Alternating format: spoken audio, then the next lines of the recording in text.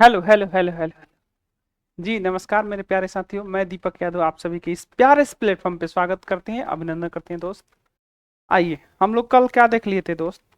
कल हम लोग देखते बिहार के जलवायु के बारे में पढ़े थे ना। बिहार के जलवायु कितने प्रकार की होती है, बिहार के 3 प्रकार की जलवायु देखे थे हम लोग। और उसमें देखे थे किस किस क्षेत्र में कौन कौन सी जलवायु पाई जाती है और किस किस क्षेत्र में उस जलवायु को अनुकूल कौन कौन सी फसलें उपज होती है। ठीक है।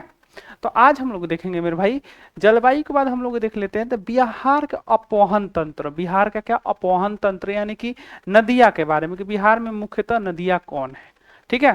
तो आइए हम लोग शुरू करते हैं। क्या हम लोग शुरू करते हैं बिहार का अपवहन तंत्र। बिहार का बिहार का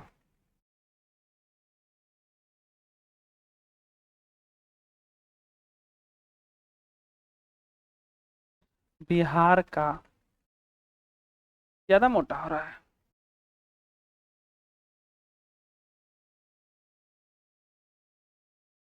बिहार का अपवहन तंत्र, अपवहन तंत्र। ठीक है, क्लियर है। बिहार का अपवहन तंत्र में हम लोग देखेंगे कि आपको बिहार में मुख्यतः कौन कौन सी नदियां पाई जाती है, कौन नदियां किस दिशा से आती है और कौन कितनी लंबाई बिहार में तय करती है और उसका क्षेत्र क्या होता है। ठीक है। बिहार के नदियां के बारे में जानेंगे। देखिए बिहार तो देखिएगा, बिहार अपवहन तंत्र में तो क्या है, बिहार प्रमुख है क्योंकि बिहार में गंगा नदी जो है 445 किलोमीटर अप्रोक्स में तय करती है, जिससे बिहार के अधिकतर भाग जो कि सिंचाई के लिए उपलब्ध रहता है। ठीक है।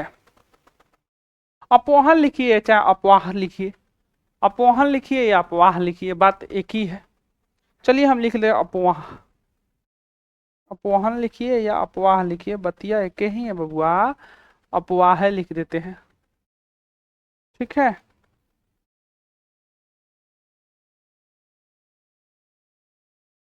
अपवाह तंत्र, ठीक है, बिहार का अपवाह तंत्र।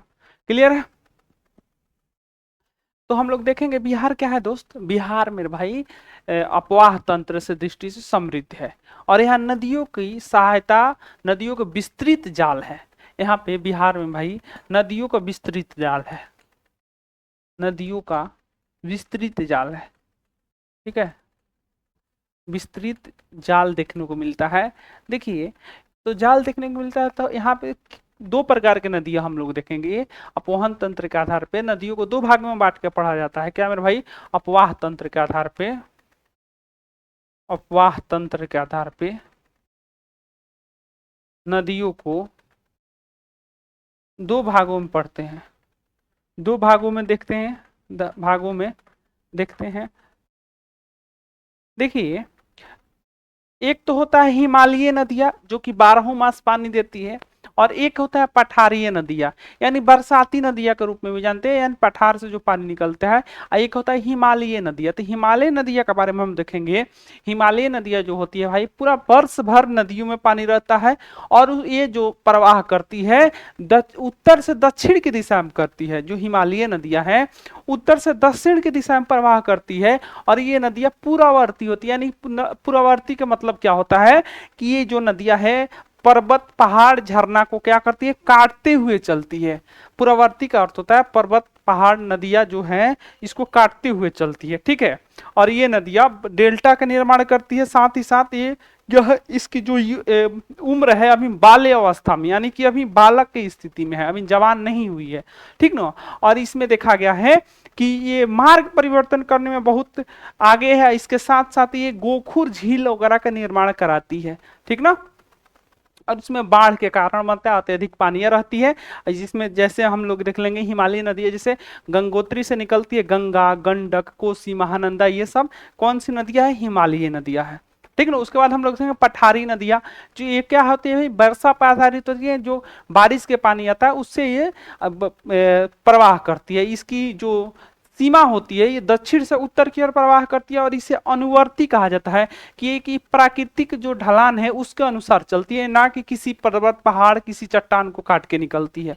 ठीक है। और ये छोटे डेल्टा का निर्माण करती है। क्या, छोटा छोटा डेल्टा का निर्माण करती है। ये बूढ़ी अवस्था में, प्रौढ़ यानी कि बूढ़ा अवस्था में देखने को मिलता है। ये सीधे गमन करती है, ये जो प्राकृतिक ढाल के उसके अनुसार गमन करती है, ठीक ना।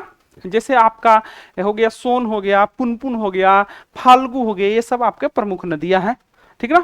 तो हम लोग क्या देखेंगे दोस्त, हम लोग देखेंगे कि पहले हम लोग देख लेते हैं कौन सी नदी है दोस्त। पहले हम लोग देख लेते हैं हिमालयी नदियां। कौन? हिमालय, हिमालय की नदियां। इसको हिमालय बोलेंगे या हिमालय की नदियां बोलेंगे? हिमालयी नदियां।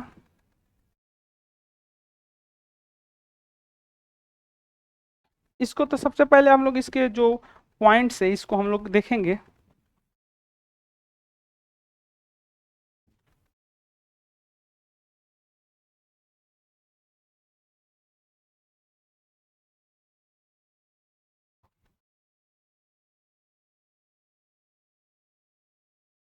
ठीक है, इसको हम लोग देखेंगे। सबसे पहले तो हम लोग लिखेंगे कि ये जो नदियां हैं, ये नदियां मेरे भाई, ये जल प्रवाह सबसे ज्यादा होता है। ये वर्ष पूरा, पूरी वर्ष इसमें वर्ष भर जल रहती है, यानी सालों भर जल,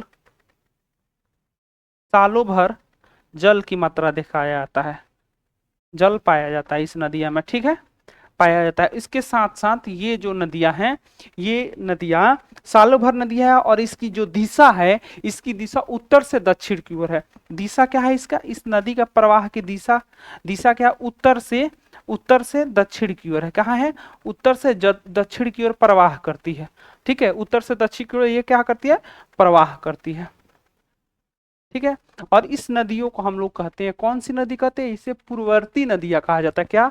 पूर्ववर्ती, पूर्ववर्ती, पूर्ववर्तीय नदियां।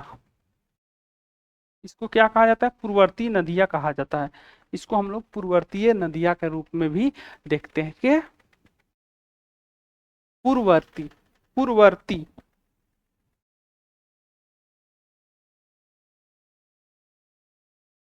पूर्ववर्ती, ठीक है, पूर्ववर्ती नदियां के रूप में हम लिखते हैं।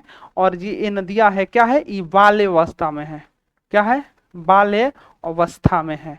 ये नदियां क्या है, बाल अवस्था में है, ठीक, बाल अवस्था में है। और ये क्या करती है भाई, ये बड़े बड़े डेल्टे के निर्माण कराती है, बड़े बड़े डेल्टा, डेल्टा का निर्माण करती है, निर्माण करती है। और निर्माण करती है, उसके साथ साथ ये निर्माण करती है। और ये किसका मेरे भाई, गोखुर झील का। क्या मेरे भाई, गोखुर झील, गोखुर झील का भी निर्माण करती है, झील बनाती है,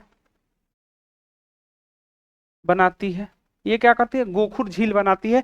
आपको बताए थे पूर्ववर्ती नदियां किसे कहते हैं भाई, पूर्ववर्ती नदियां जो कि पत्थर पहाड़ को रास्ता को काटकर अपना मार्ग बनाती है, इसको कहते हैं पूर्ववर्ती नदियां। और ये गोखुर झील का निर्माण करती है। क्या मेरे भाई, ये जो नदियां है गोखुर झील बनाती है। क्लियर है? इसकी प्रमुख नदियां जो है ये बाल्यावस्था में है और बड़े बड़े डेल्टा का निर्माण करती है। इसका प्रवाह भी हम लोग क्या देख लिए मेरे भाई, इसका प्रवाह उत्तर से दक्षिण की ओर है। और साथ में इसमें उदाहरण के तौर पे, आपका उदाहरण के तौर पे जो नदियां हैं, कौन कौन हो जाएगा मेरे भाई, उदाहरण के तौर पे हम लोग नदियां देख लेंगे। आपको उदाहरण के तौर पर हम लोग नदी देखेंगे, कौन कौन हो जाएगा आपका,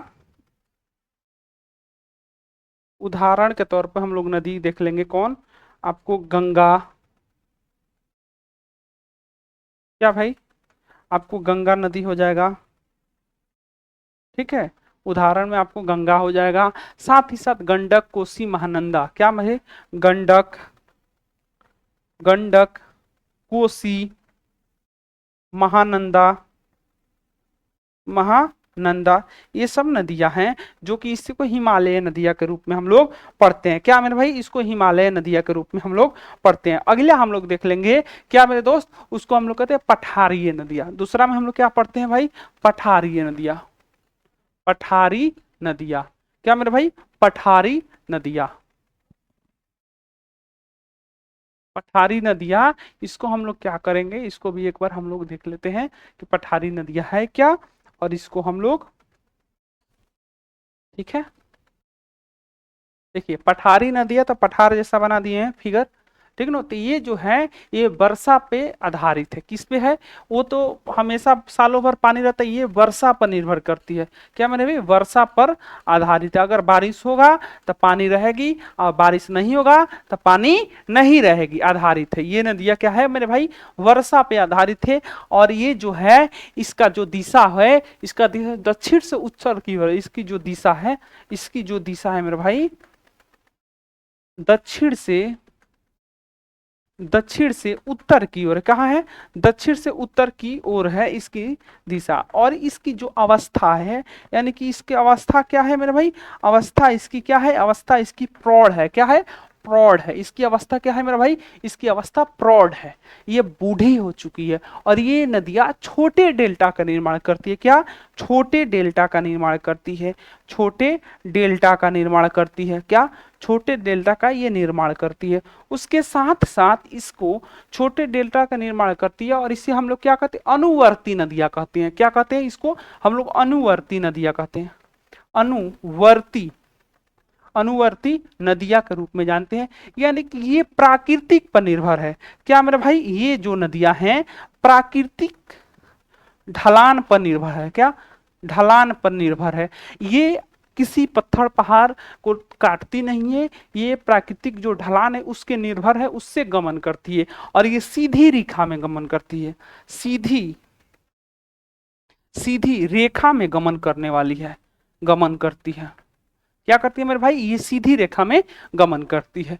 इसमें उदाहरण के तौर पे हम लोग ने बाढ़ की बहुत कम संभावना रहती है। कभी देखे हैं इसमें? क्या मेरे भाई? इसमें बाढ़ की कम संभावना रहती है। बाढ़ की कम संभावना रहती है। क्या? बाढ़ की आपको कम संभावना देखने को मिलता है। ठीक है, कम संभावना रहता है, बाढ़ की कम संभावना रहता है। और देख लेते हैं हम लोग, क्या मेरे दोस्त, क्या देख लेते हैं हम लोग? देख लेते हैं कि जो नदियां हैं उसका उदाहरण, कुछ नदियां हैं। उदाहरण में कौन कौन हो जाएगा बताइए तो? उदाहरण में आपको, आप देखे होंगे उस नदियां में, जिसे सोन, पुनपुन, फल्गु। क्या मेरे भाई? सोन नदी हो गया, पुनपुन हो गया। क्या? पुनपुन हो गया।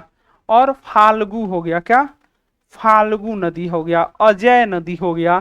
ये सब क्या है भाई? इसमें कभी बाढ़ देखे हैं? सोन में देखे हैं कभी बाढ़ आते हुए? पुनपुन में देखे हैं? फाल्गु में देखे हैं? नहीं, इसमें बाढ़ देखने को नहीं मिलता है। क्लियर है? आइए एक बार हम देखते हैं कि बिहार में, जो बिहार के क्षेत्रफल है, उस क्षेत्रफल के अंतर्गत कौन कौन सी नदियां आके बिहार में इंटर करती है, और कौन कौन सी नदियां कहाँ इंटर करती है आके बिहार में, और कहाँ मिलती है। ठीक है, इसके बारे में हम एक आपको लेकर आए हैं चार्ट, उसको हम लोग देखते हैं। क्या है भाई? ये रहा आपका मैप। इसमें देखिएगा कि बिहार में कौन नदियां कहाँ आके मिलती है। क्लियर है? बिहार में कौन नदियां कहाँ आकर मिलती है, इसमें दिखाएगा। देखिए ये जो गंगा है, गंगा नदी का इंटर आपको देखिए, गंगा नदी आप देख रहे हैं उत्तर प्रदेश से आती है। कहाँ? गंगा नदी जो है उसका निर्माण कहाँ है? गंगा नदी का जो निर्माण स्थल है उत्तराखंड है। उत्तराखंड के गंगोत्री ग्लेशियर से निकलकर आपको होते हुए मेरे भाई 225 किलोमीटर की दूरी है, और बिहार में इंटर करती है। जो बिहार में टोटल लंबाई है गंगा नदी की, गंगा नदी की टोटल लंबाई है आपका बिहार में कितना है? गंगा नदी का टोटल लंबाई बिहार में आपका 445 किलोमीटर। कितना है? 445 किलोमीटर है टोटल गंगा नदी की लंबाई। और यही बिहार के मुख्य नदियां हैं, जो कि इसी में सारा शाखा आकर मिलता है। जैसे आपको देखिएगा दक्षिण क्या बोलते हैं, उत्तर से आता है घघरा, गंडक, बूढ़ी गंडक, बागमती, कमला, कोसी, मोची, मोची में आके मिल जाती है महानंदा। ये सब गंगा में आके मिलती है। ठीक है, कहां से? उत्तर से, उत्तर से आके मिलती है। दक्षिण से मिलने वाली नदियां कौन कौन है मेरे भाई? कर्मनाशा है, सोन है, पुनपुन है, निरंजना है, फल्गु है, मोहिमा है, और क्या है, क्यूल है। ये सब नदियां दक्षिण से मिलती है। तो गंगा की टोटल लंबाई बिहार में कितनी है? गंगा की टोटल लंबाई एक नोट कर लीजिएगा, बिहार में टोटल लंबाई 445 किलोमीटर तय करती है। और गंगा जो इंटर करती है बिहार में, किस स्थान से इंटर करती है मेरे भाई? ये बात ध्यान रखिएगा। गंगा जो है बिहार में किस जगह से इंटर करती है भाई? बिहार के बक्सर जो है ना, बक्सर के जिले के चौसा एक जगह है, चौसा से इंटर करती है। तो ये जो बक्सर है मेरे भाई, बक्सर के पास में चौसा एक जिला है। क्या मेरे भाई, गंगा नदी जो इंटर करती है बक्सर के पास जो एक चौसा स्थान है, चौसा से इंटर करती है बिहार में। गंगा कहां से इंटर करती है? सबसे पहला बात, गंगा बक्सर में इंटर करती है, बिहार के एक जिला है बक्सर, और बक्सर के एक चौसा स्थान है। क्या मेरे भाई, एक चौसा स्थान है जहां पे गंगा नदियां इंटर करती है बिहार में। ये बात आप याद कर लीजिए, नोट में लिख लीजिए कि चौसा से इंटर करती है, बक्सर के चौसा जगह से एक इंटर करती है गंगा नदी बिहार में। ठीक है, उत्तर प्रदेश से गंगा नदी इंटर करती है। और बिहार के टोटल 12 जिलों से होकर, बिहार के कितने जिलों से होकर मेरे भाई, टोटल गंगा जो नदी है, गंगा नदी है टोटल 12 जिलों से होकर, कितना, 12 जिलों से होकर बिहार को पार करती है। 12 जिले बिहार को तय करती है गंगा नदी। ये बात भी आप क्या कर लीजिएगा, नोट कर लीजिएगा। क्लियर है? ये बात भी आप बिहार में गंगा नदी के परिप्रेक्ष्य में नोट कर लीजिएगा। ठीक ना, क्लियर है? और बाद में जाके मेरे भाई ये बांग्लादेश में इंटर करती है। ठीक है, बांग्लादेश में इंटर करती है, ये निकलती है मेरे भाई, ये बांग्लादेश में जाके और बंगाल के खाड़ी में अंततः गिर जाती है। लेकिन हमारा तो बात था गंगा नदी के बारे में, हम बिहार में पढ़ लिए। उसके बाद देखते हैं भाई कि जो गंगा नदी है इसका बहुत सारे शाखाएं देख रहे हैं आप, उत्तर दिशा से आके मिल रही है घाघरा। तो घाघरा जो नदी है, जो घाघरा नदी है आपको कहाँ आके मिलती है भाई? घाघरा नदी का तो उद्गम स्थल है तिब्बत, लेकिन बिहार के सिवान में, देखिए बिहार के जो सिवान जिला है, सिवान जिला जो उत्तर प्रदेश से लगता है, यहाँ आके मिलती है। कहाँ? यहाँ जो सिवान जिला है, आपको घाघरा कहाँ मिलेगी भाई? आपको सिवान जिला में आकर मिलेगी, सिवान जिला में मिलेगी घाघरा। उत्तर प्रदेश से आती है और सिवान जिला में आकर मिलती है घाघरा नदी। ये बात आप याद रख लीजिएगा। घाघरा के मिलन स्थल कहाँ है भाई? जिला आपका पड़ेगा सिवान और आके गंगा में मिल जाती है। क्लियर है? क्लियर है दोस्त? बोलिए।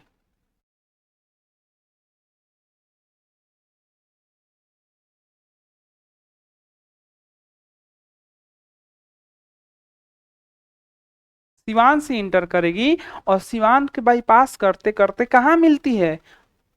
सीमान से बाईपास करते करते भाई संगम इसका मुहाना होता है सारण में। सारण में आके, सारण में गंगा नदी में मिल जाती है, यानी छपरा में आके सीवान से तो इंटर कर रही है। देखिए जो घाघरा नदी है आपको सीवान से इंटर कर रही है। कहाँ से इंटर कर रही है भाई? आपको सीवान से बिहार में इंटर कर रही है और यहाँ छपरा में आके मिल रही है। कहाँ? छपरा में आके गंगा में मिल रही है। कहाँ मिल रही है भाई? सीवान से इंटर करेगी और छपरा में आके संगम कर लेगी गंगा के साथ। ठीक है, ये कौन सी नदी है भाई? घाघरा नदी है। उसके बाद हम लोग देखेंगे गंडक। गंडक नदी आपको कहाँ आके मिलेगी? बिहार में गंगा से जो गंडक नदी है भाई, वो गंडक नदी नेपाल से निकलती है और पश्चिम चंपारण वाल्मीकि नगर से, यहाँ देखिए पश्चिम चंपारण वाल्मीकि नगर से, चंपारण वाल्मीकि नगर, क्या मेरे भाई?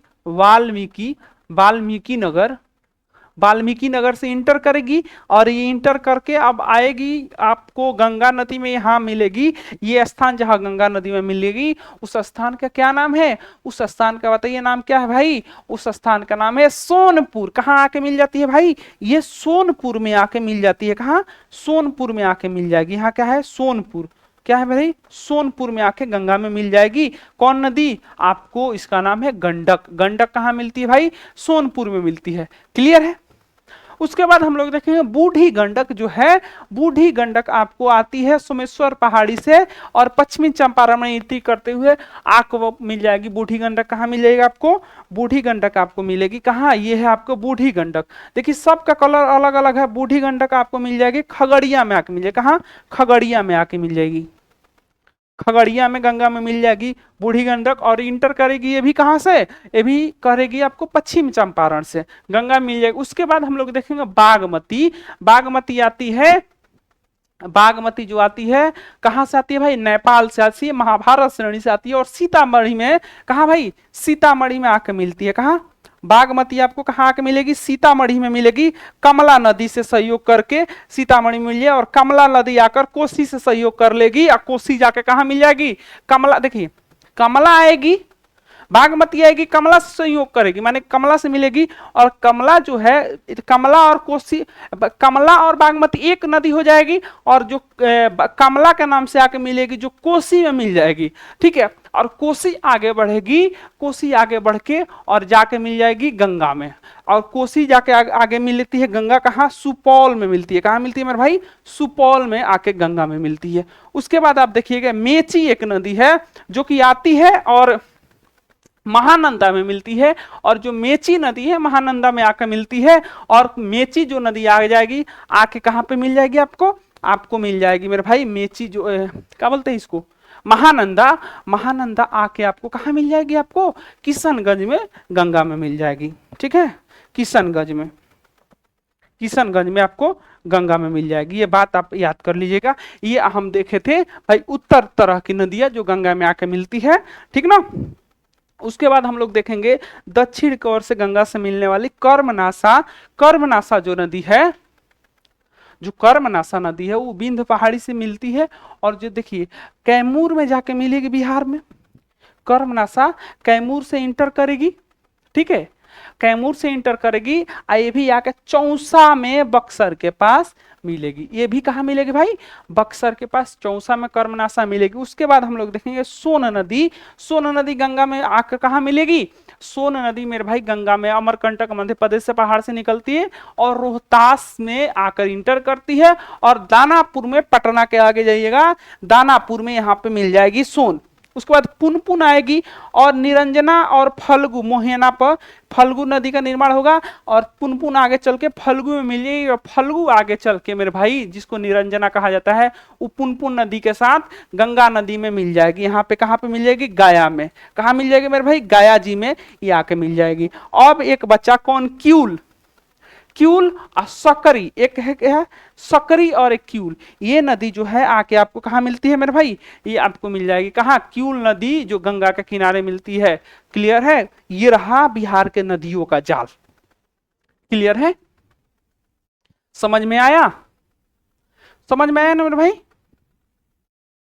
चलिए हम लोग फिर मिलेंगे नेक्स्ट क्लास में। तब तक के लिए एक बार हम लोग क्या करते हैं, रिवीजन कर लेते हैं, ठीक है। एक बार हम लोग क्या करते हैं भाई, छोटा मोटा रिवीजन कर लेते हैं। देखिए हम लोग बिहार के नदियों के बारे में पढ़ रहे थे, बिहार के नदियों के बारे में पढ़ रहे थे दोस्त। तो हम लोग बिहार के अपवाह तंत्र के बारे में पढ़ रहे थे। नदियों का विस्तृत जाल है बिहार में। अपवाह तंत्र नदियों को दो भागों में बांटा जाता है।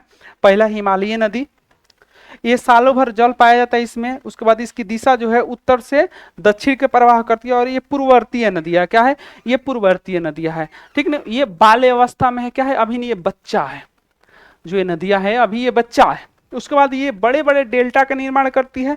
उसके साथ ये गोखुर झील का भी निर्माण करती है। किसका, गोखुर झील का भी निर्माण करती है। उदाहरण के तौर पर देखे थे हम लोग गंगा, गंडक, कोसी और महानंदा, ठीक है। उसके बाद हम लोग देखें मेरे भाई पठारीय नदी के बारे में देखें, ठीक है। ये वर्षा पर आधारित, यानी बारिश होगा तो पानी रहेगा, नहीं होगा तो नहीं रहेगा। इसकी दिशा जो है दक्षिण से उत्तर की ओर है। उसके बाद इसकी अवस्था जो है प्रौढ़ अवस्था, यानी बूढ़ा हो चुकी है। क्या हो चुकी है, बूढ़ा हो चुकी है। ये छोटे छोटे डेल्टा का निर्माण करती है। ये अनुवर्तीय नदियां कहलाती है, प्राकृतिक के ढलान पर निर्भर करती है, और ये सीधी रेखा में गमन करती है। क्या, सीधी रेखा में गमन करती है। बाढ़ की कम संभावना होती है इस नदी में, और इसमें उदाहरण में आ जाएगा सोन आ जाएगा, पुनपुन आ जाएगा, फाल्गु आ जाएगा, और अजय नदी आ जाएगा। उसके बाद हम आप लोगों को एक मैप के बात समझाएं कि बिहार में किस किस एंगल से कौन कौन नदियां कहाँ इंटर करती है और कहाँ से निकास करती है, ठीक है। क्लियर है मेरे भाई, यहां तक रहा आज के सेशन। फिर हम लोग मिलेंगे नेक्स्ट डे नेक्स्ट क्लास में। तब तक के लिए गुड नाइट एंड शुभ रात्रि।